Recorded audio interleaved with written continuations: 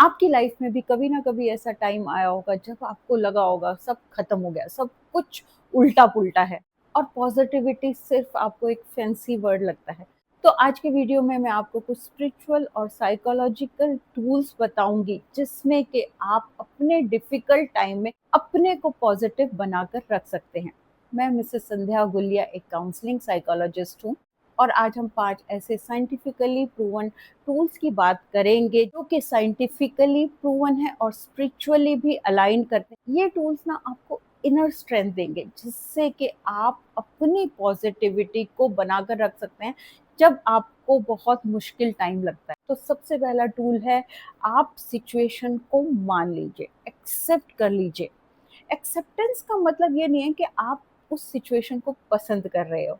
उसका मतलब है कि आप उस सिचुएशन को बहुत हिम्मत से, करेज से ना फेस कर रहे हो। आप नोट करेंगे कि जब हम ना रेजिस्टेंस छोड़ देते हैं, किसी से लड़ना छोड़ देते हैं, तो हमारे अंदर क्लैरिटी आती है। जैसे कि अगर आप किसी प्रॉब्लम से गुज़र रहे हैं, किसी लॉस से गुज़र रहे हैं, तो अगर आप मानते हैं ना कि ये मेरी रियलिटी है और मैं उसको एक्सेप्ट करता हूँ, तो धीरे-धीरे ना आप में हिम्मत आनी स्टार्ट हो जाती है। आप में पॉजिटिविटी बढ़ती है क्योंकि आप उस सिचुएशन से लड़ना छोड़ देते हैं। मेरे साथ क्यों, ऐसा क्यों हुआ, ऐसा नहीं होना चाहिए था।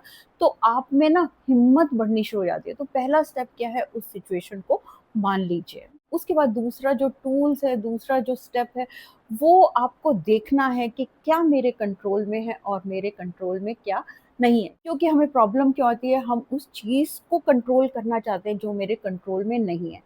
इसके लिए आप सिंपल एक्सरसाइज कर सकते हैं। एक पेज पे एक साइड में लिखिए कि क्या आपके कंट्रोल में है और दूसरी साइड में आप लिखिए क्या मेरे कंट्रोल में नहीं है, और फिर जो आपके कंट्रोल में है उस पर काम शुरू कर दीजिए। उसके बाद थर्ड बहुत अच्छा, बहुत इंपॉर्टेंट टूल है ग्रेटिट्यूड प्रैक्टिस। साइंटिफिक रिसर्च कहती है कि जो ग्रेटिट्यूड प्रैक्टिस है वो बहुत हद तक हमारी एंग्जाइटी और डिप्रेशन को कम करता है।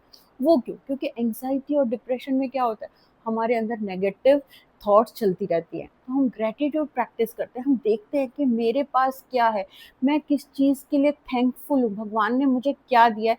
तो मेरे अंदर है ना पॉजिटिविटी बढ़नी शुरू हो जाती है। तो इसको कैसे प्रैक्टिस करें? हर रात 3 ऐसी चीज़ें लिखिए जिनके लिए आप ग्रेटफुल हैं, भगवान का थैंक्स कीजिए। इससे क्या होगा, आपका दिमाग नेगेटिविटी से पॉजिटिविटी की तरफ शिफ्ट होगा। उसके बाद फोर्थ इम्पॉर्टेंट टूल है, एक्शन लीजिए। हम जब एक्शन लेना शुरू करते हैं ना, हमारे दिमाग में तो बहुत कुछ चलता है और हम एक्शन नहीं ले पाते। इसलिए ज़रूरी है छोटे-छोटे एक्शन लेने शुरू कीजिए। वो हो सकता है सिंपल वॉक हो सकती है, एक अच्छा गाना सुनना हो सकता है जो आपको पसंद हो। आप देखेंगे कि ये कैसे हेल्प करते हैं आपके मूड को ठीक करने में और आपकी पॉजिटिविटी बढ़ाने में।